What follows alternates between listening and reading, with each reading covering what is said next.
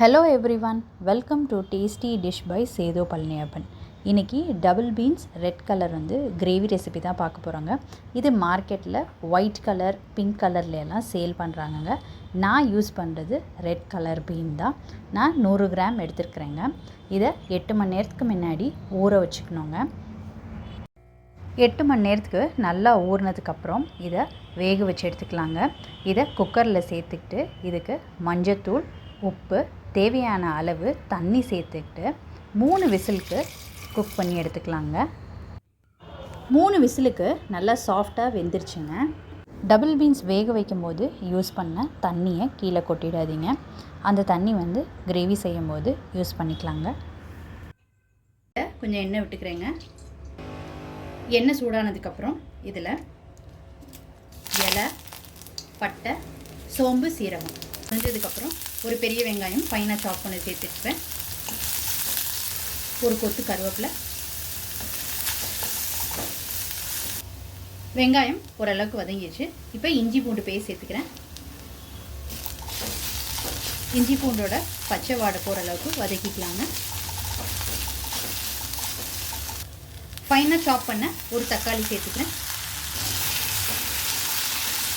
தக்காளி நல்லா வதங்கட்டும். தக்காளி நல்லா குழைவாக வெந்துருச்சு. இப்போ மசாலா பொருட்கள்லாம் சேர்த்துக்கலாம். கொஞ்சோண்டு மஞ்சள் தூள், வீட்டில் அரைச்ச குழம்பு மிளகாய் தூள் 2 ஸ்பூன், கறி மசாலா பவுடர் 1 ஸ்பூன் சேர்த்துக்கிறேங்க. கறி மசாலா பவுடர் நம்ம சேனலில் ஏற்கனவே அப்லோட் பண்ணியிருக்கேங்க, செக் பண்ணிக்கோங்க. கறி மசாலா பவுடர் இல்லைன்னா அதுக்கு பதிலாக கரம் மசாலா தூள் சேர்த்துக்கோங்க. நல்லா மசாலா எல்லா வெங்காயம் தக்காளியில் போட்டுற மாதிரி நல்லா பிரட்டி விட்டுக்கலாங்க.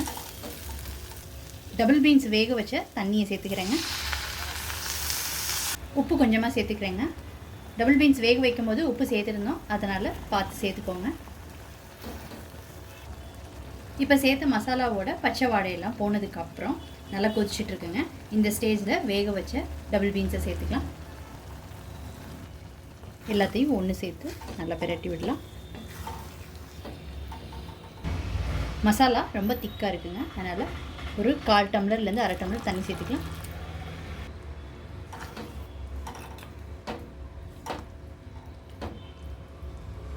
ஃபைவ் மினிட்ஸ் கொதிச்சதுக்கப்புறம் மசாலா நல்லா ஒன்று சேர்ந்து வந்துருச்சுங்க. ஃபைனலாக இதில் கொத்தமல்லி தழை சேர்த்துக்கிறாங்க.